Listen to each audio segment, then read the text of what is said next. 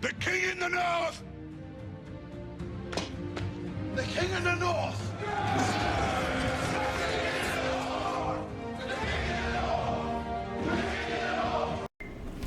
Yo, as always, like, share, subscribe.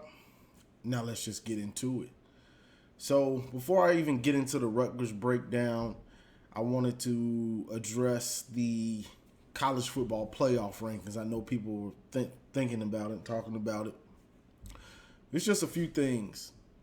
One, it doesn't matter for us in the long run. Well, it doesn't matter that much because we have to play Ohio State. We still got to play Illinois, who's ranked right now.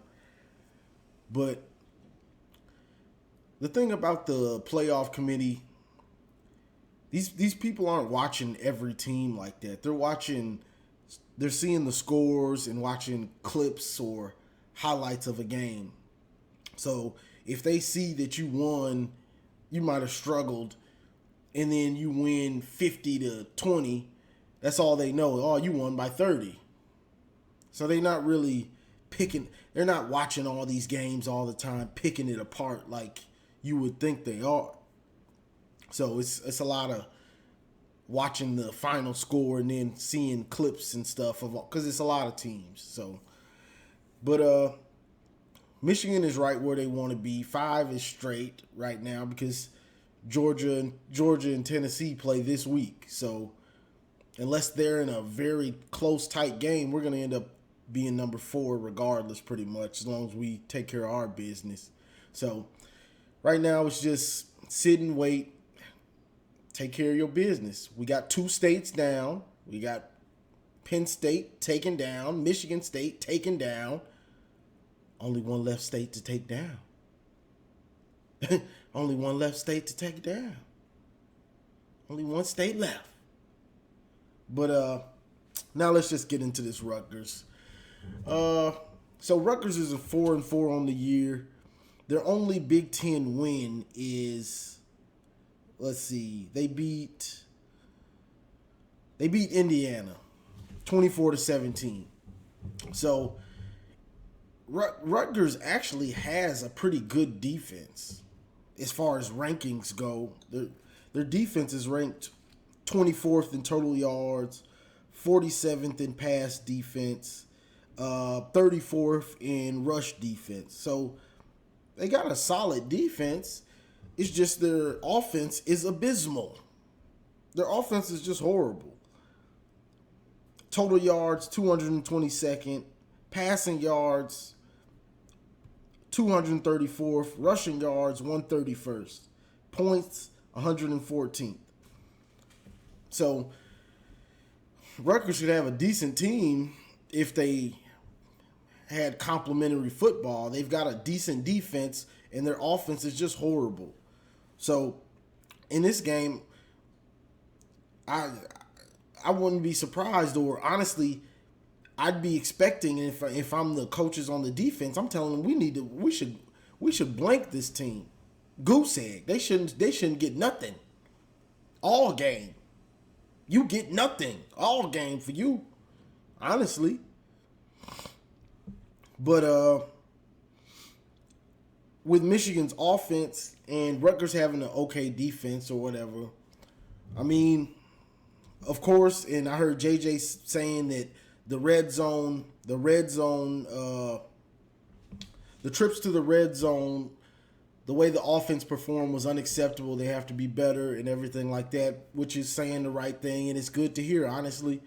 But it's got to be better. They got to be better in the red zone and start figuring out which plays they want to run and get some consistency and not be so bland in the red zone. You know what I'm saying? Like I'll keep saying all this year, you won't be able to just run it down everybody's throat all the way up and down the field. Once you get in that red zone and the closer you get to the goal line, the harder it is to run the ball to score. Especially when teams know that's what you want to do. It'd be different if we're mixing it up. But teams know we just want to run it down your throat in the red zone. So they're like, okay, we know what's coming. They're going to run it. Like, this ain't rocket science. So That's the thing. Want to get consistency in the red zone and figure some things out with that. Also, is this a game to try to get JJ and the receivers more touches? I hope so. I hope we see a little more imagination to the offense in general.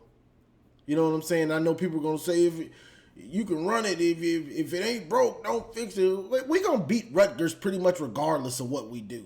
So let's get some consistency for the other parts of the team. It ain't like we playing Alabama or something. Like, come on. Some of these garbage games, you can throw the ball to these receivers and let them show, because the talent for our receivers is better than their corners. We have good. Blake Corum ain't the only good player on the team. So you can let some of these other play, because, and this is why I harp on this, because you might need them later. So you want them to get consistency. JJ wasn't that sharp last game, honestly. He wasn't that sharp. I'm not going to say he played bad, because he didn't. But he wasn't as sharp. So you want the receivers and the passing game to get some sort of consistency. That's just complimentary football. We can run the ball great. Let's get to this. Let's get the passing game where it needs to be, just in case. Just in case. I know people think that we can just run over everybody, but there might be a team that slows down the run, that commits to slowing down the run and doesn't have two safeties high all the time. Right now, we're getting a lot of two safety high looks, which, if I'm a defensive coordinator, you'd be an idiot to do that playing Michigan, because you know he's going to run Corum 30 times. I'm not letting Corum beat me, but some of these teams are doing it. So, I mean, if they dumb enough to do it, run the ball. But I'm just saying, the consistency with the passing game, you have to slowly get it where you want it to be, just in case. Now, also with and I should have touched on this when I was talking about the rankings, but I know the playoff is going to 12 teams in a year or two, but honestly, and that's good, but honestly, when you don't run up the score, it hurts you. It hurts you. And shout out to, I'll give Ryan Day his credit for this. He runs up the score because he knows the committee ain't watching each game from beginning to end. They're seeing the highlights and they're seeing the scores. So I'll give it to him because he expects to be in the playoffs. So he knows I need to blow all these teams out, or at least make it look like we dominated the whole game. So the committee gives us brownie points for it. That's just how it goes. I study this stuff, the committee and stuff, because I'm always trying to figure out how can we get in. If they lose, I follow this stuff real closely. So you have to, and this is Harbaugh. He's just not like that. He don't run up the score. Very few times do you see him just run up the score. He's old school, so he gets a lead. He's gonna kill the clock and continue to run the ball most of the time, like 95% of the time. But Ryan Day, Ohio State, he knows. I expect to be in the playoff. If I want a good seeding and to already have a good ranking, I need to blow teams out. Soon as they get a lead and they get comfortable, even when they're playing a tough team, just like they did against Iowa, just like they did against Penn State, he puts his foot on his neck and he cuts their head off. Like, oh, okay, yeah, we're up. The game's pretty much over. We're going to keep scoring. Because the committee ain't watching that game from beginning to end. The committee ain't seeing them struggle. All the committee sees is, final score, Ohio State wins by 17 or 20 or 30 or 40. That's all they see. So that's the thing about that. But Rutgers, this is a game to me to get consistency and to start building on things that you're lacking. The run game is great. The run game is great. We know it is. I'd honestly want to see you get Donovan Edwards more carries to get him going somewhat, a little bit more. Excuse me, y'all. But to get him going a little bit more.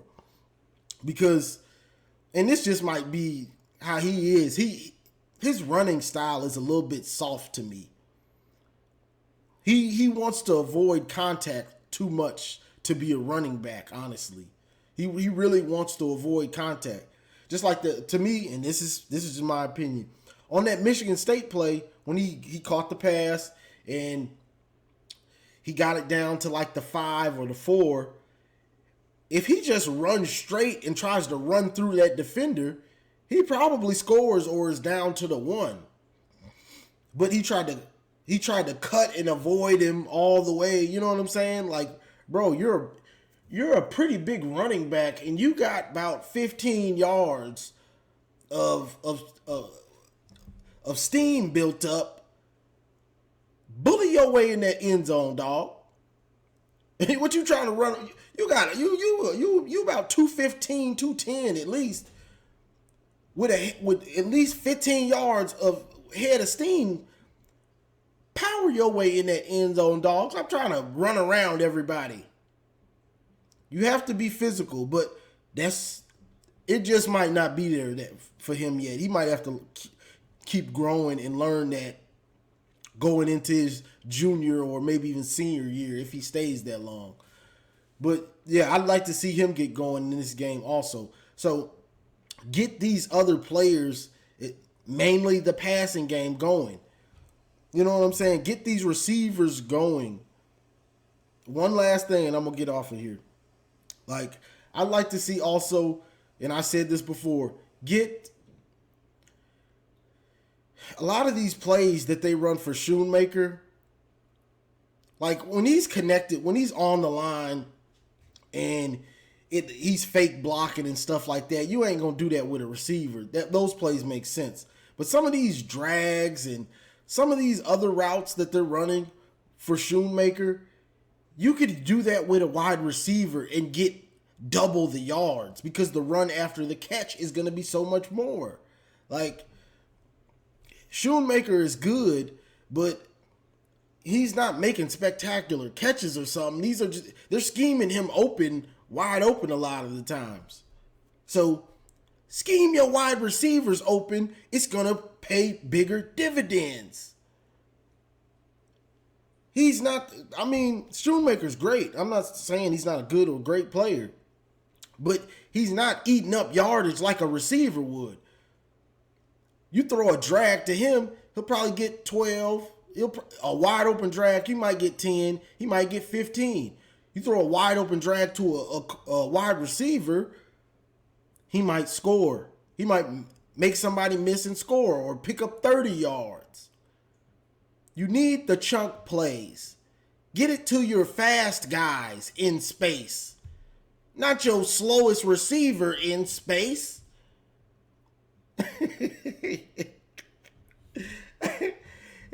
We went from speed in space to slow in space. Come on. Get it to the fast guys in space. Besides the running backs. We seem to know to get it to the running backs in space, like Donovan. But use those receivers when you run those. Last thing. I said that was the last thing. I'd like to see more. And what boggles me is we stopped seeing things that were working earlier.